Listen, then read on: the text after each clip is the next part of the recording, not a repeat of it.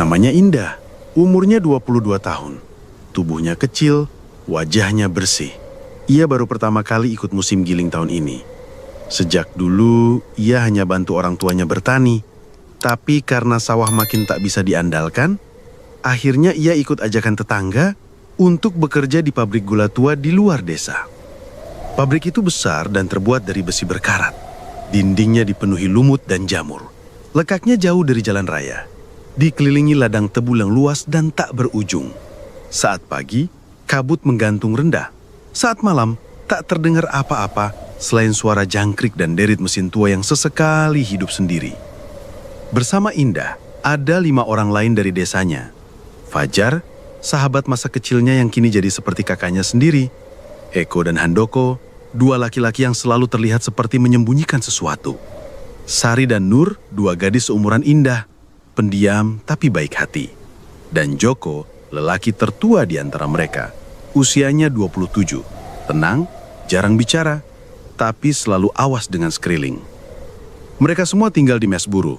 Bangunannya memanjang, lantainya semen kasar, langit-langitnya tinggi dan berlubang di sana-sini. Bau lembab menyambut siapapun yang masuk. Tiap orang dapat 1 kasur tipis dan selembar selimut. Tak ada loker, tak ada privasi. Tapi tak ada yang komplain, karena memang beginilah musim giling di pabrik ini.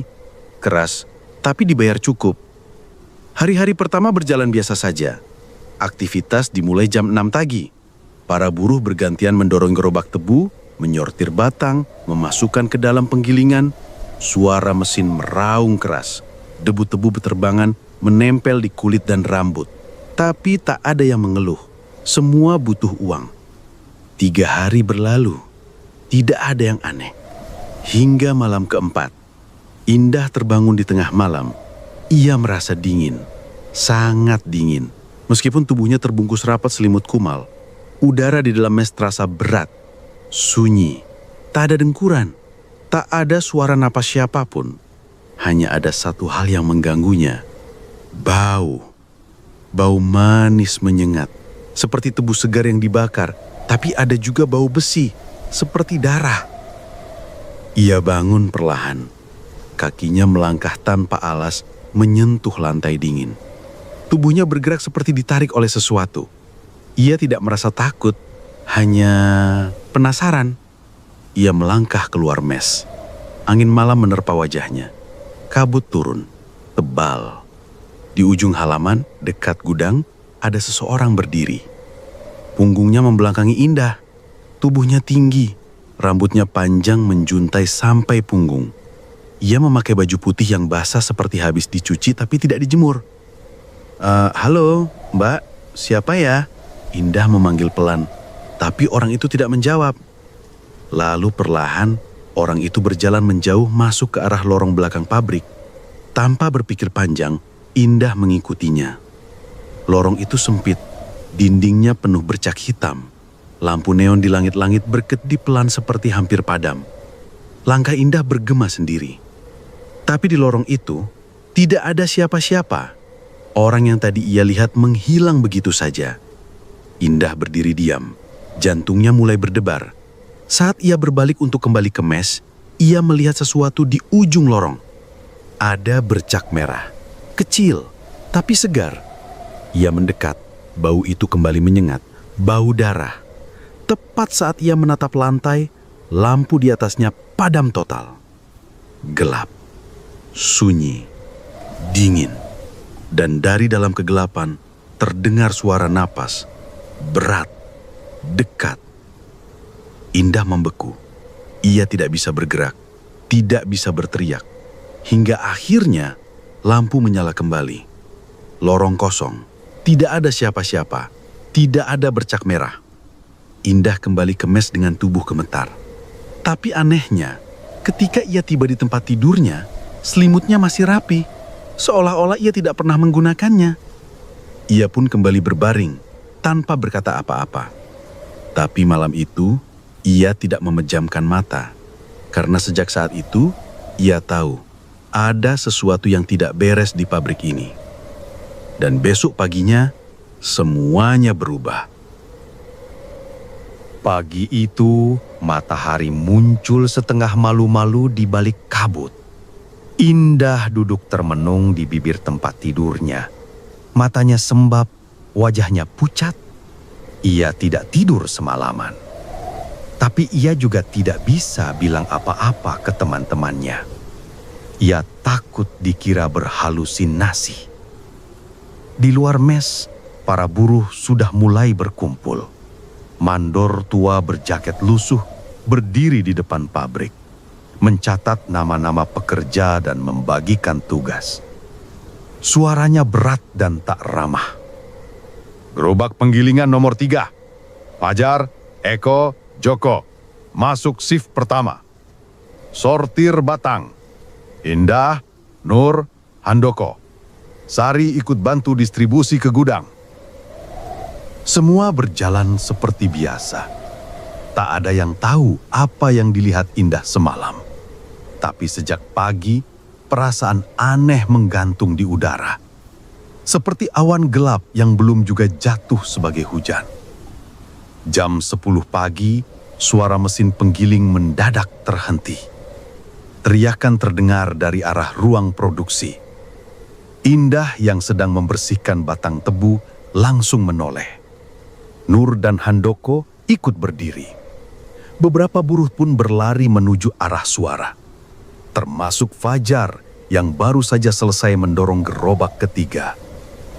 Ketika mereka tiba di sana, mereka menemukan tubuh salah satu buruh tetap, Pak Slamet, tergolek tak bernyawa di bawah roda pemutar. Separuh tubuhnya remuk, tangan kirinya terjepit sampai tulangnya mencuat. Darah membanjiri lantai. Yang membuat semua orang merinding adalah posisi tubuhnya.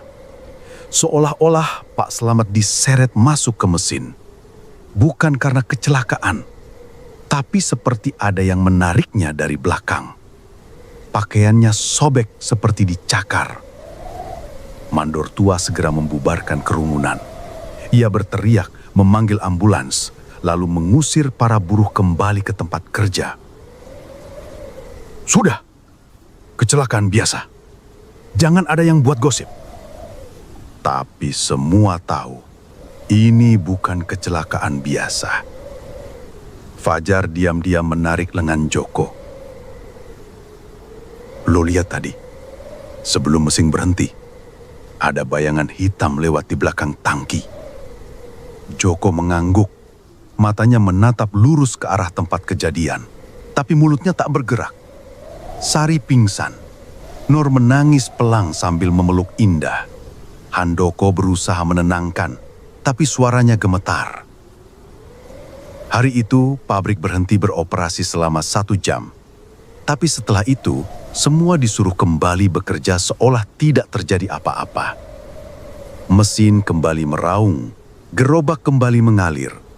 Tapi ada sesuatu yang hilang, rasa aman. Malamnya, di dalam mes, suasana menjadi sunyi. Tak ada canda seperti biasa. Semua berbaring dalam diam. Hanya terdengar suara angin yang menyelinap lewat jendela tua yang retak. Indah masih belum bicara soal kejadian semalam. Tapi ia tahu, suara napas yang ia dengar waktu itu dan kematian Pak Slamet hari ini bukan kebetulan. Fajar duduk di tepi tempat tidurnya. Ia menyalakan rokok, menghisapnya dalam-dalam, lalu berkata pelan. Ada yang aneh di pabrik ini. Tak ada yang menjawab, tapi semua mengerti. Jam menunjukkan pukul 12:10 malam. Lampu gantung di tengah ruangan bergoyang pelan. Indah memejamkan mata. Tapi sebelum tidur, ia sempat melihat ke dinding belakang mes. Ada bercak merah, tipis, tapi segar. Dan baunya seperti darah. Pagi nanti, mereka akan menemukan sesuatu yang lebih buruk dari sekedar kecelakaan kerja. Matahari belum tinggi saat dua buruh muda yang baru direkrut pingsan di gudang. Salah satunya bernama Tony, masih 20 tahun. Ia ditemukan tergeletak dengan mata terbuka, tubuhnya gemetar, mulutnya komat kamit seperti mengigau. Satunya lagi bahkan buang air di celana. Pagi itu, seluruh buruh dipindah ke sisi timur pabrik. Alasannya karena pengurasan area belakang. Tapi bagi mereka yang sudah bekerja lebih dari 2 musim giling, itu alasan klise. Mereka tahu, bagian belakang pabrik memang sering ditutup tanpa alasan. Fajar, Eko, dan Joko kebetulan mendapat tugas membersihkan tumpukan batang tebu busuk di gudang belakang. Setelah jam istirahat, mereka menyelinap melewati pagar besi tua yang longgar. Eko yang duluan bicara. "Gue penasaran, kenapa area belakang itu selalu dikunci?" Joko tak menjawab. Ia berjalan pelan mengikuti alur dinding, lalu berhenti. Di balik semak rimbun dan tumpukan drum berkarat, mereka menemukan sebuah sumur tua. Bibirnya dari batu hitam. Lumut menutupi separuh dindingnya. Tak ada pagar pembatas. Tali timbanya sudah putus. Udara di sekeliling sumur lebih dingin dari tempat lain. Eko melempar batu kecil ke dalamnya, tapi tidak terdengar bunyi apapun. Seolah dasar sumur itu tidak ada. Fajar mendekat.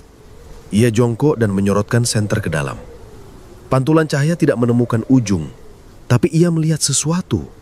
Seperti bercak marah di dinding sumur, turun mengikuti alur dalam. Darah, gumamnya. Tiba-tiba Joko menarik bahunya. "Ayo pergi." Wajah Joko pucat. Ia menggigit bibir. Tangannya menggenggam tasbih kecil yang selalu ia simpen di saku. Ia tidak pernah bicara soal agama, tapi hari itu ia komat kamit sepanjang perjalanan pulang ke mes. Malamnya, kabar menyebar seperti racun.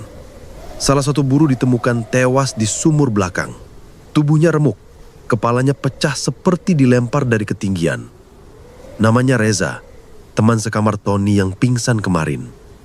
Yang membuat semua gemetar, sumur itu tadinya ditutup rapat, tapi kini terbuka, dan tubuh Reza ditemukan dalam posisi menghadap ke atas. Tangannya mencengkram tali sumur seolah berusaha naik, tapi kukunya patah, mulutnya menganga. Mandor pabrik kembali menyebutnya kecelakaan. Tapi malam itu, tak satu pun buruh yang percaya. Indah menangis di pojok mes. Sari memeluknya gemetar. Nur tidak berhenti mengucap doa dalam hati. Eko murung, Fajar gelisah, dan Joko tidak tidur. Ia duduk menghadap jendela. Matanya menatap keluar ke arah sumur. Lalu sesuatu terjadi lagi. Sekitar jam 2 pagi, mesin penggiling di lantai bawah menyala sendiri. Tidak ada yang sedang bekerja. Tidak ada shift malam. Tapi raungannya meraung keras, mengguncang dinding mes. Getaran kecil terasa sampai ke kasur-kasur mereka. Fajar dan Eko bergegas keluar. Mereka melihat lampu di ruang produksi menyala. Asap putih keluar dari cerobong. Namun ketika mereka tiba di sana, mesin sudah mati. Dan di lantainya ada jejak kaki basah, berantakan. Tapi anehnya, jejak itu tidak menuju ke dalam, tapi keluar. Seperti ada sesuatu yang keluar dari mesin, berjalan menyeberangi ruang produksi, lalu menghilang di arah mes. Pagi harinya, di salah satu dinding dekat kamar mandi buruh, ada pesan tertulis dengan cairan merah. Tidak ada yang tahu siapa yang menulisnya. Pesan itu hanya satu baris. "Kalian belum bayar." Malam itu, mes tak lagi jadi tempat istirahat. Suasananya seperti kamar mayat. Semua orang tidur dalam kegelisahan. Beberapa buruh mulai menginap di luar, bahkan tidur di gudang, asal jauh dari lorong kamar mandi yang kini sering terdengar suara air mengalir sendiri. Indah sering terbangun jam 2 malam. Matanya tiba-tiba terbuka tanpa alasan. Selalu jam yang sama. Dan tiap kali itu terjadi, ia mendengar langkah kaki. Pelan, basah, seolah ada seseorang berjalan menyusuri lorong mes dengan telapak kaki penuh lumpur. Tapi tiap ia keluar dan melihat, lorong itu kosong. Tak ada bekas lumpur, tak ada siapa-siapa. Hingga Malam kelima. Indah terbangun, lagi-lagi jam 2 lewat sedikit. Tapi kali ini ia tidak sendiri. Nur juga terbangun. Mereka saling menatap tanpa bicara. Lalu terdengar suara ketukan dari arah kamar mandi. Sekali, 2 kali. Lalu bunyi seperti seseorang menggaruk dinding dari dalam. Nur menggenggam tangan Indah. Ia menggigil, tapi Indah perlahan berdiri. Ia seperti kesurupan. Kakinya melangkah sendiri ke arah lorong. Saat tiba di depan kamar mandi, ia mencium bau aneh, asam, menyengat, seperti campuran karat dan bangkai. Pintu kamar mandi terbuka sedikit. Lampunya mati, hanya gelap di dalam. Indah mendorong pintunya perlahan. Dan ia melihat seseorang berdiri membelakangi cermin. Tubuhnya penuh luka, rambutnya menggantung menutupi wajah.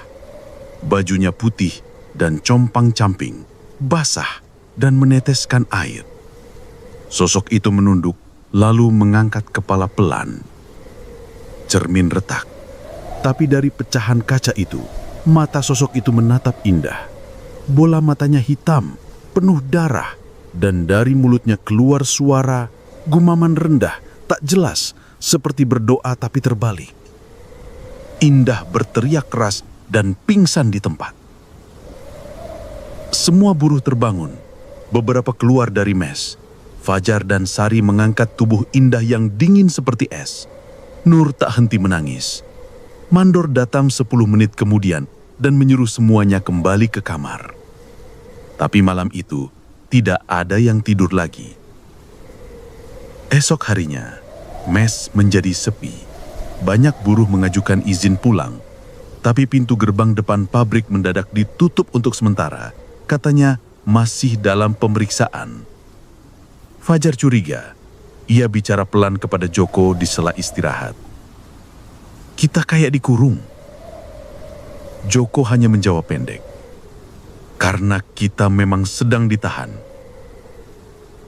Sore itu, Sari yang sedang mengambil air di belakang mes tiba-tiba histeris. Ember yang ia pegang jatuh dan menggelinding. Ia berlari ke dalam dengan wajah ketakutan. Ada perempuan di sumur, dia senyum ke aku. Air dari ember Sari tumpah dan mengalir deras. Tapi tidak menyerap ke tanah. Air itu membentuk pola aneh.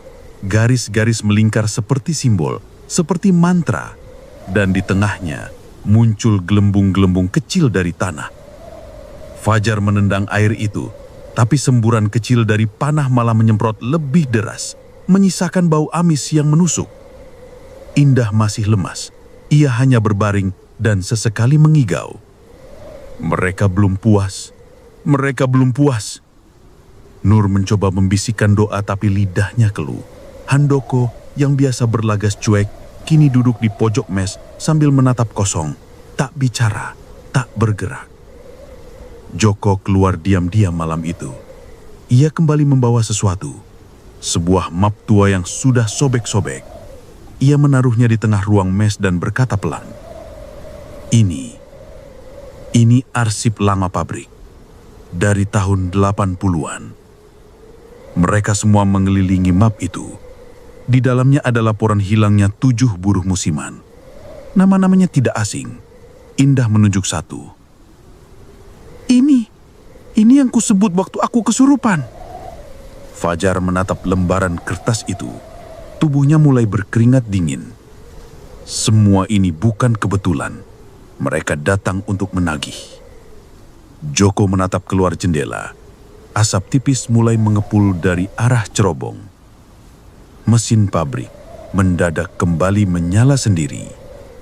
Dan malam itu, sesuatu keluar dari sumur. Malam itu langit mendung. Angin bertiup kencang, membawa debu-tebu dan aroma tajam yang menusuk hidung. Cerobong pabrik memuntahkan asap putih yang menyelimuti halaman. Suara mesin terdengar lirih, seperti napas berat makhluk tua yang terbangun dari tidur panjang. Indah masih tergolek lemah di tempat tidurnya, tapi matanya tak bisa menutup. Ia merasa ditatap, seolah ada sesuatu yang terus-menerus berdiri di sudut mes, menonton, menunggu. Fajar duduk di sampingnya, menggenggami tangan Indah. Nur berdoa pelan. Sari mondar-mandir tak jelas. Eko dan Handoko duduk diam di lantai, kepala menunduk. Joko keluar, membawa senter dan tasbih kecilnya. "Aku mau ke sumur," katanya pelan. Fajar langsung berdiri. "Gila loh, ngapain?" "Aku harus tahu apa yang keluar malam ini." Tak ada yang berani ikut. Jogo pergi sendirian, menyusuri lorong gelap di sisi barat pabrik. Langkahnya berat tapi pasti. Ia melewati gudang kosong, tumpukan karung ampas tebu, hingga akhirnya tiba di depan sumur. Tali bekas timba masih tergantung di pinggir bibirnya. Asap putih keluar dari lubangnya, dingin, pekat, dan dari dalamnya terdengar suara. Bukan gema, bukan angin, tapi suara anak kecil menangis. Joko menyalakan senter, menyorot ke dalam. Asap menebal, menutup pandangan. Tapi di sela-sela asap itu muncul kepala, rambut panjang basah, wajah pucat dengan mata merah. Perlahan tubuh itu keluar dari lubang sumur, merangkak, tangannya berdarah, kukunya patah. Joko mundur satu langkah, tangannya meraih tasbih, tapi suaranya tercekat. Makhluk itu keluar sepenuhnya, kakinya tidak menapak, ia melayang. Dan yang paling menyeramkan, di punggungnya menggantung puluhan tangan kecil, seperti tangan anak-anak. Semua mengekal, semua bergerak sendiri. Senter Joko jatuh. Ia berlari tanpa suara, tanpa menoleh. Saat ia tiba di halaman mes, ia terhuyung, matanya membelalak, nafasnya tercekak. Ia menunjuk ke arah sumur. Tidak sendiri, dia bawa yang lain. Sebelum Joko sempat menjelaskan, lampu mes padam. Gelap total. Tiba-tiba dari luar terdengar teriakan. Bukan satu, tapi dua, tiga. Lalu suara pintu digedor dari luar. Eko membuka pintu. Seorang buruh tergeletak di ambang. Tubuhnya penuh luka cakaran. Mukanya hancur. Tapi anehnya, tidak ada darah di tubuhnya. Satu persatu, buruh lain berteriak dari luar. Mereka melihat sesuatu di atap pabrik. Sosok besar berwarna hitam berdiri membungkuk sambil memandangi mes buruh. Bola matanya seperti bara api. Nafasnya membuat kabut menebal di tanah. Fajar menutup pintu cepat-cepat. Semua orang masuk ke dalam, menumpuk barang untuk menghalangi pintu. Tapi suara di luar semakin banyak. Teriakan, tawa, isak tangis. Suara-suara itu datang bersamaan. Seperti mereka dikepung dari semua sisi. Lalu, Indah tiba-tiba bangkit. Matanya terpejam, tubuhnya kaku. Ia berdiri di tengah ruangan dan bicara dengan suara yang bukan miliknya. "Dulu kalian janji, setiap musim satu tubuh, satu jiwa, satu darah. Maka kami ambil kembali." Indah terjatuh, pingsan. Tak ada yang bicara malam itu. Mereka hanya duduk dalam diam mendengar suara-suara di luar mes, seperti bisikan puluhan mulut dari balik jendela. Dan saat pagi datang, satu tempat tidur kosong. Handoko hilang, selimutnya masih rapi, kasurnya masih hangat. Tapi di lantainya ada jejak kaki, kecil, penuh lumpur. Dan dari kejauhan terdengar mesin penggiling yang bekerja sendiri. Handoko tak pernah ditemukan. Siapapun yang bertanya tentangnya hanya dijawab dengan gumaman kosong. Beberapa buruh memilih diam. Yang lainnya mulai gelisah, mulai saling menuduh, bahkan mulai berbicara tentang pulang. Tapi pulang bukan pilihan. Gerbang pabrik kini selalu terkunci. Tak ada kendaraan keluar masuk. Jalan menuju desa seolah berputar-putar. Beberapa buruh yang mencoba kabur malam-malam kembali ke pabrik dengan kepala pening dan tubuh lemas, seperti dijebak dalam lingkaran yang tak terlihat. Pagi itu, Fajar dan Eko duduk di sudut ruang makan. Mereka memandangi nasi dingin dan lauk yang tak disentuh.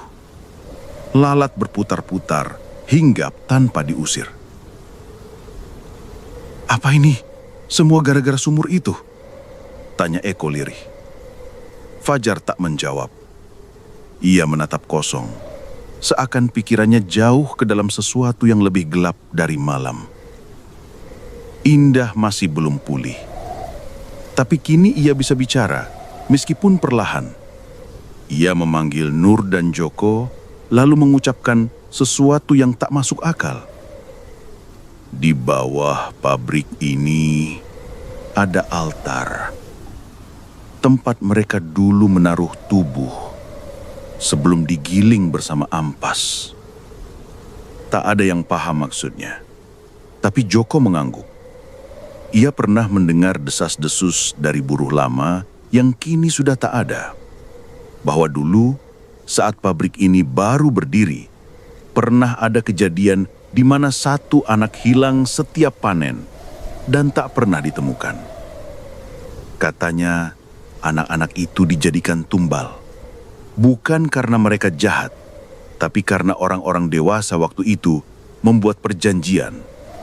Setiap musim, satu jiwa untuk mesin tetap hidup. Ujar Joko. Sari yang sedari tadi diam tiba-tiba menangis. Aku dengar ayahku dulu kerja di sini. Dia bilang jangan pernah ikut musim giling, tapi aku butuh uang. Malamnya, satu buruh lagi hilang. Tubuhnya tak ditemukan, tapi dari ventilasi dapur, seseorang melihat kain seragamnya digantung di pohon belakang pabrik. Sobek, penuh bercak. Di dekatnya, tanah bekas galian baru. Seperti lubang kubur, tapi tidak dalam. Di atasnya tertancap batang tebu. Indah mulai mencatat nama-nama yang hilang di dinding mes. Ia menulis dengan arang diam-diam. Dan jumlahnya terus bertambah. Fajar semakin tak tenang. Ia menyelinap ke kantor pabrik malam itu, memaksa diri membuka berkas-berkas tua yang disimpan di laci besi. Joko menemaninya. Di sana mereka menemukan peta bawah tanah pabrik. Ada ruang tambahan, tidak terdata, tepat di bawah ruang produksi. Tertulis tangan, lantai pengikat. Ini altar yang dimaksud Indah, bisik Fajar. Mereka memutuskan mencari pintu masuknya esok malam.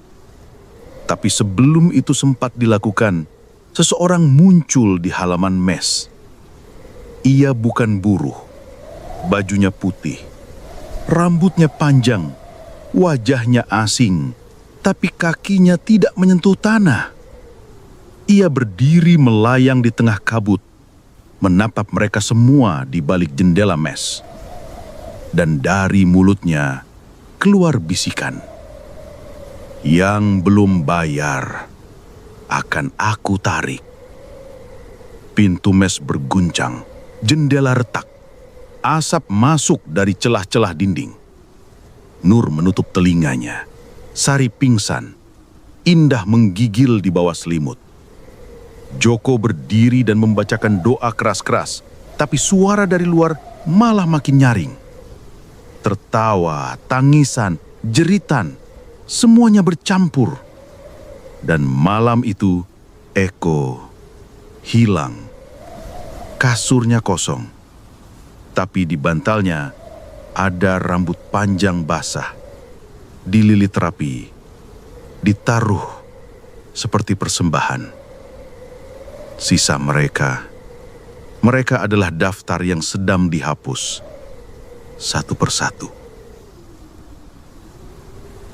Matahari hanya muncul sebentar pagi itu, lalu menghilang di balik awan kelabu.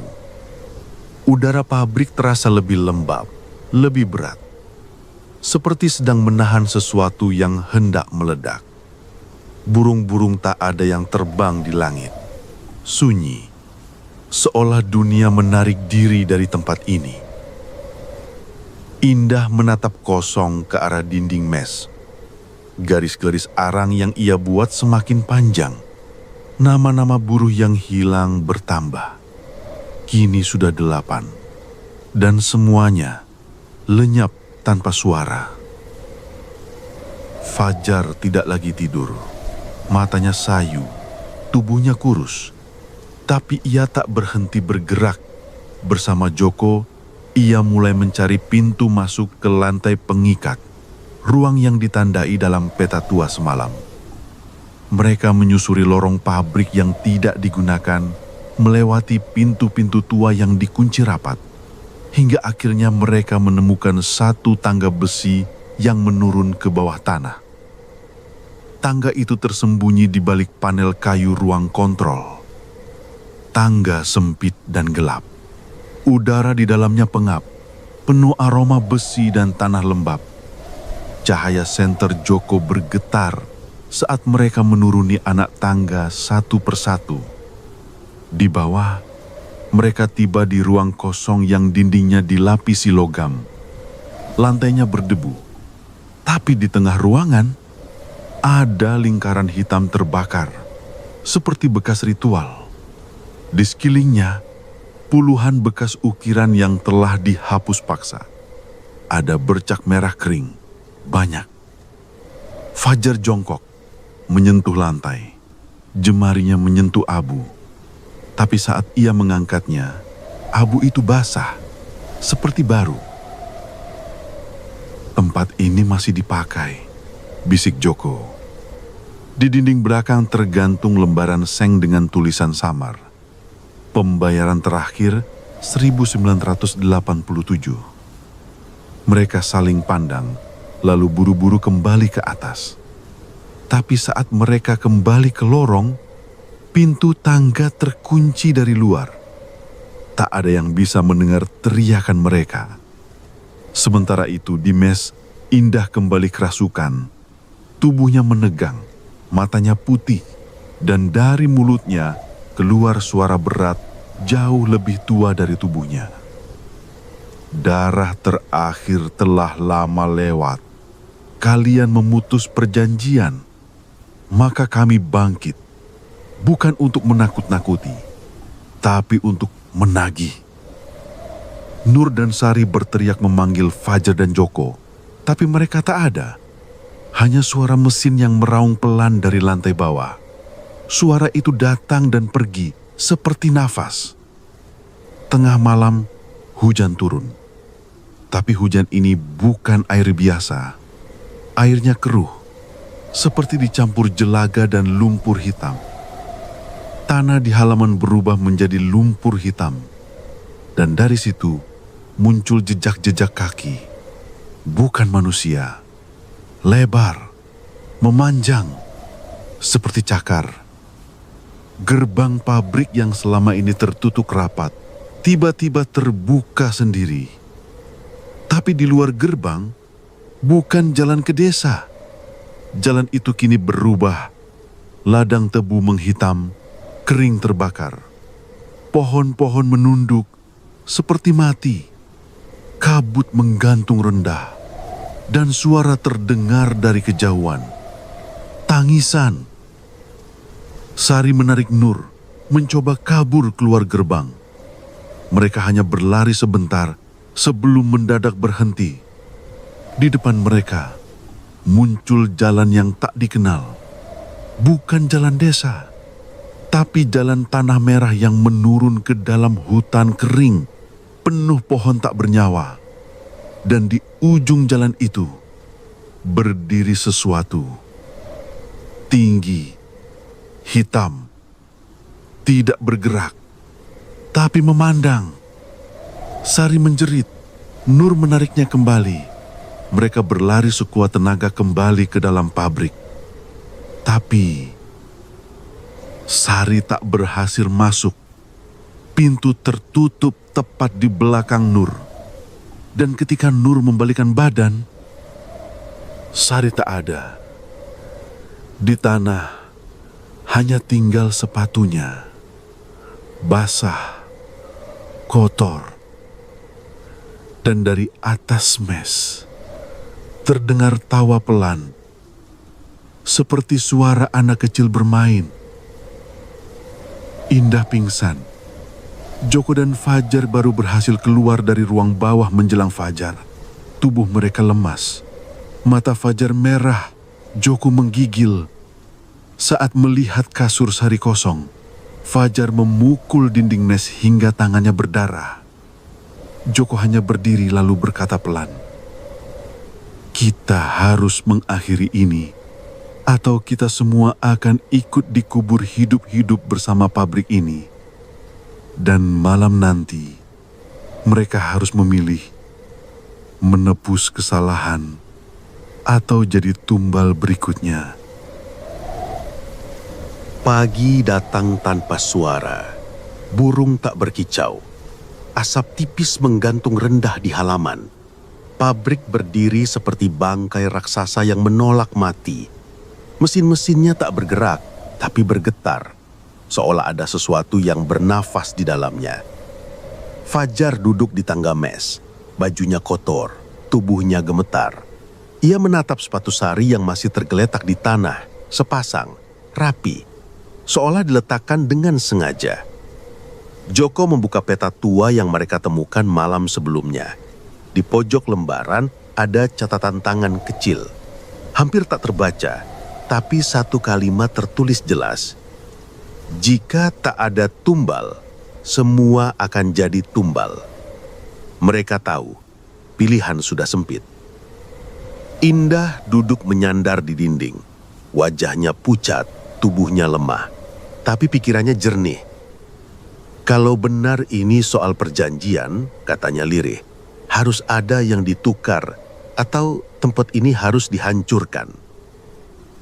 Nur berdiri di jendela, menatap ladang tebu yang kini menghitam.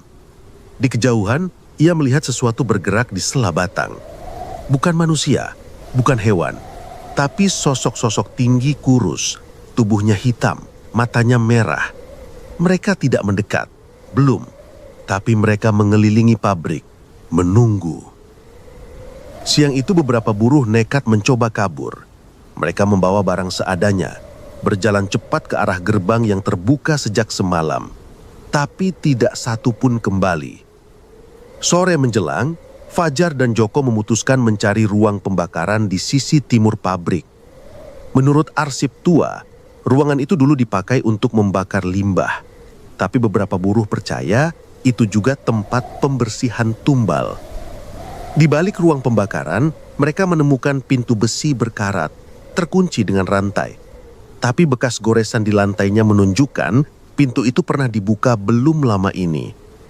Fajar memotong rantai dengan alat berat. Pintu terbuka pelan, menimbulkan suara logam tua yang mengerang. Di dalamnya gelap, dinding dari batu, bau arang terbakar dan darah basi langsung menyeruak. Di tengah ruangan ada tungku besar, besinya hitam, tapi permukaannya dipenuhi goresan-goresan nama, puluhan, mungkin ratusan, seperti daftar panjang yang ditulis dan ditulis ulang setiap musim panen. Dan di bawah tungku ada sebuah lubang, ruang sempit, berisi tulang belulang. Sebagian masih mengenakan potongan kain seragam buruh pabrik. Beberapa tulang kecil, milik anak-anak. Fajar tak mampu bicara. Ia terduduk di lantai, tangannya gemetar. Joko hanya berdiri, menatap diam. Matanya basah tapi tak ada air mata. "Kalau semua ini warisan dosa orang dulu," ucap Joko pelan, "kenapa kita yang harus bayar?" Mereka kembali ke mes menjelang malam.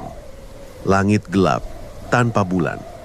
Di jalan kembali, mereka mendengar suara, rintihan, dari sela-sela dinding, dari dalam tanah.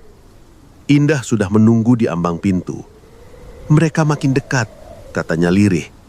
Nur berdiri di belakangnya, wajahnya datar, tapi matanya kosong. Fajar memandang mereka satu persatu. "Kita harus pilih. Entah membakar pabrik ini atau..." Ia tak sanggup menyelesaikan kalimatnya. Tapi malam itu mes tak lagi aman. Pukul 2 dini hari, pintu-pintu mulai terbuka sendiri. Jendela terhempas, lampu berkedip, lantai bergetar. Dan dari arah halaman muncul kabut. Di dalamnya, sosok-sosok hitam mulai mendekat. Matanya merah, tubuh mereka seperti arang hidup. Mereka berjalan pelan, tapi pasti. Langkah mereka tidak menyentuh tanah, tapi setiap kali kaki mereka melayang di atas tanah, rumput mati, batu retak. Joko berdiri di depan pintu mes. Ia menggenggam jerigen berisi bensin. Fajar memegang korek api. Nur berdiri diam, wajahnya kosong. Indah menggenggam tangan Joko. Kita tak bisa kabur. Joko mengangguk. Kalau begitu, kita hadapi. Dan malam itu, untuk pertama kalinya, mereka memilih melawan.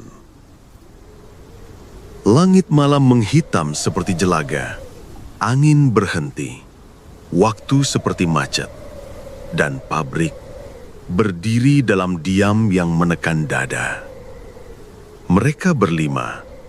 Fajar, Indah, Joko, Nur, dan satu buruh tua bernama Pak Karno yang tiba-tiba muncul dan mengaku pernah bekerja di pabrik ini 30 tahun lalu, berdiri di halaman, mengelilingi jerigen bensin, tali, dan sobekan kain kering. Di tangan Joko, korek api menyala. Tapi mereka tahu, membakar bangunan ini bukan soal melempar api lalu selesai. Bukan sesederhana itu. Mereka gak cuma tinggal di sini, ucap Pak Karno pelan. Mereka melebur di antara kita. Pak Karno mengaku dulu pernah menyaksikan sendiri ritual yang dilakukan diam-diam oleh mandor lama. Ia muda saat itu. Disumpah untuk diam atau ikut dibungkam. Ia melarikan diri. Tapi sekarang ia kembali. Karena yang belum dituntaskan akan selalu mencari jalan untuk diselesaikan. Mereka tidak mau bangunan ini hancur. Tapi mereka juga tidak akan berhenti menuntut darah. Fajar mengepalkan tangan. Kalau memang harus ada yang dikorbankan, kenapa bukan aku? Indah menoleh cepat. Jangan gila. Tapi Fajar menatap serius. Aku yang ajak kalian kerja di sini. Aku yang bilang pabrik ini aman. Kamu gak tahu apa-apa, Jar. Suara Indah bergetar. Tiba-tiba, suara dari kejauhan menggelegar. Sirene pabrik menyala sendiri. Lampu-lampu halaman menyala semua. Mesin penggiling kembali hidup. Suaranya meraung panjang seperti lolongan binatang terluka. Kabut muncul dari arah sumur. Dan dari dalam kabut keluar sosok perempuan. Tubuhnya tinggi, rambutnya menutupi wajah. Bajunya putih kuyup. Di belakangnya, makhluk-makhluk tanpa wajah berjalan pelan. Mata mereka merah. Mereka tidak berlari, tapi setiap langkahnya membuat tanah membusuk. Mereka mengelilingi halaman pabrik. Pak Karno menggenggam tasbih. Ini waktunya. Kalau tidak, besok tinggal nama kalian. Nur melangkah ke depan. Ia sudah tidak gemetar, tidak menangis. Aku. Semuanya menoleh. Aku yang terakhir kerasukan. Aku yang dibawa mereka berkali-kali dalam mimpi. Aku sudah bukan sepenuhnya aku. Mereka melihat mata Nur. Hitam, penuh air, tapi tak ada ketakutan. Hanya pasrah. Indah menjerit, memeluknya. Tapi Nur melepas pelan. Ia melangkah ke tengah lingkaran. Memungut jerigen, menyiramkan bensin ke tubuhnya sendiri. Membuka tangan. Mereka ingin tumbal. Kalau ini bisa hentikan semua. Aku mau. Fajar mencoba mencegah, tapi Nur menatapnya. Tolong jaga Indah. Dan sebelum siapapun bisa bergerak, Nur menjatuhkan korek. Api menyala cepat, membakar tubuhnya dengan suara mengerikan. Tapi anehnya, Nur tidak menjerit. Ia berdiri tegak, terbakar dalam diam. Makhluk-makhluk di halaman berhenti bergerak. Mereka mendongak. Lalu satu persatu menghilang. Asap mereka luruh jadi debu. Sosok perempuan di depan sumur mundur, menunduk, lalu hilang dalam kabut.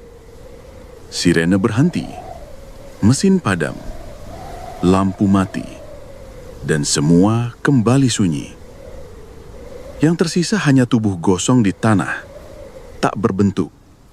Tapi dari bekas api itu, tumbuh batang tebu kecil, segar, hijau. Pak Karno memandang langit. Selesai. Fajar terduduk. Indah menangis. Joko memalingkan wajah. Tapi sebelum mereka bisa menarik napas lega, dari dalam ruang produksi, suara mesin kembali hidup. Pelan, tapi nyata. Dan dari dalam mesin, sesuatu mulai bergerak. Pagi tidak datang. Langit tetap gelap. Pabrik seperti terjebak antara malam dan subuh yang tak kunjung selesai. Udara menggantung, dingin seperti es, tapi basah seperti peluh. Fajar berjalan perlahan ke arah ruang produksi. Langkahnya berat, seakan sesuatu menahannya dari dalam tanah. Joko di belakangnya membawa linggis. Senter di tangan kirinya redup, baterainya hampir habis. Indah tetap di halaman, duduk menatap batang tebu kecil yang tumbuh dari sisa tubuh Nur. Kalau ini belum selesai, gumam Fajar, maka ada yang belum dilepaskan. Mereka masuk ke ruang produksi. Mesin-mesin kembali menyala. Tapi tak satu pun buruh lain terlihat. Hanya mereka berdua. Di lantai, jejak-jejak lumpur kecil menuju ke tengah ruangan. Jejak itu tidak menuju mesin, tapi keluar darinya. Sesuatu keluar dari dalam pabrik. Sesuatu yang dulunya disimpan di balik logam, api, dan gigi penggiling. Mereka mengikuti jejak itu ke ruang kontrol. Di sana, dindingnya terbuka sebagian, seperti digeser paksa. Di baliknya, lorong sempit yang tidak pernah ada dalam peta. Joko masuk lebih dulu. Senter menyusuri dinding tanah. Di ujung lorong itu mereka menemukan ruangan kecil hanya cukup untuk satu orang berdiri. Tapi yang membuat Fajar membeku adalah tulisan di dindingnya. Nama-nama buruh. Ditulis dengan darah. Diperbarui setiap tahun. Dan nama terakhir yang tertera adalah Indah.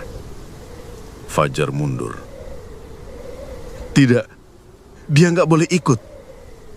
Tapi saat mereka berbalik, Indah sudah berdiri di ambang pintu lorong. Wajahnya datar. Di tangannya seikat tebu muda, tapi bukan sembarang tebu. Batangnya merah, seperti menyerap darah. Aku harus masuk ke sana, katanya pelan. Tidak, kamu nggak harus. Tapi Indah hanya tersenyum tipis. Aku sudah tahu sejak malam pertama, waktu aku ikuti sosok itu ke lorong. Aku bukan yang dipanggil, aku yang dipilih. Joko menunduk. Ia tak bisa berkata apa-apa. Kalau aku tinggal di sini, kalian bisa pergi. Gerbang akan terbuka. Pabrik akan tenang sampai musim panen berikutnya. Fajar menguncangkan kepala. Nggak ada panen lagi. Kita bakar tempat ini, kita hancurin. Tapi Indah menggeleng. Nggak bisa. Tempat ini nggak bisa dihancurkan dari luar. Karena dosanya bukan di besi, tapi di darah. Langkah-langkah kecil terdengar dari arah lorong. Suara tawa anak-anak. Isakan, napas berat. Dan dari balik bayangan, sosok perempuan berbaju putih itu muncul lagi. Kali ini lebih dekat. Wajahnya terlihat kosong, tapi indah, seperti manusia. Tapi matanya tak punya bola mata, hanya rongga hitam dalam. Ia melayang pelan ke arah Indah, menjulurkan tangan. Indah menatap Fajar untuk terakhir kalinya. Senyumnya masih lemah, tapi tidak takut. "Terima kasih sudah jagain aku." Lalu ia melangkah maju, masuk ke dalam ruang sempit itu. Sosok perempuan itu mengikutinya, memeluk tubuhnya perlahan, dan ruangan itu menutup sendiri, seolah tertelan oleh tanah. Lampu-lampu pabrik padam, mesin berhenti, asap hilang, kabut tersedot ke langit, dan pintu gerbang terbuka. Joko berdiri lama menatap tanah kosong tempat Indah terakhir berdiri. Fajar berjalan lunglai keluar dari halaman pabrik. Pak Karno menunggu di luar, duduk bersandar di pohon tua. Ia mengangguk pelan. "Kalian boleh pulang." Fajar menatap langit. Masih kelam, tapi sudah tidak sepekat tadi. Di belakang mereka, cerobong pabrik melepaskan asap terakhirnya. Putih, tipis, lalu hilang. Dan tahun berikutnya, musim giling tak pernah datang lagi. Pabrik tua itu kini tinggal nama. Dindingnya mungkin masih berdiri, mesin-mesinnya mungkin masih terpasang, tapi jiwa-jiwa yang dulu pernah dikorbankan telah mendapat apa yang mereka tuntut. Dan bagi mereka yang selamat, luka itu tak akan pernah benar-benar hilang. Nama-nama yang menghilang, suara-suara yang tak pernah kembali, dan jejak-jejak yang tertinggal di antara tebur yang terbakar, semuanya menjadi ingatan yang menempel selamanya di dalam batin. Cerita ini bukan hanya tentang ketakutan. Ini tentang janji yang dilanggar, tentang warisan dosa yang diwariskan diam-diam dari satu generasi ke generasi berikutnya, tentang keserakahan manusia yang tak ragu menjual jiwa orang lain demi kekuasaan dan uang, dan tentang keberanian dari mereka yang memilih untuk tetap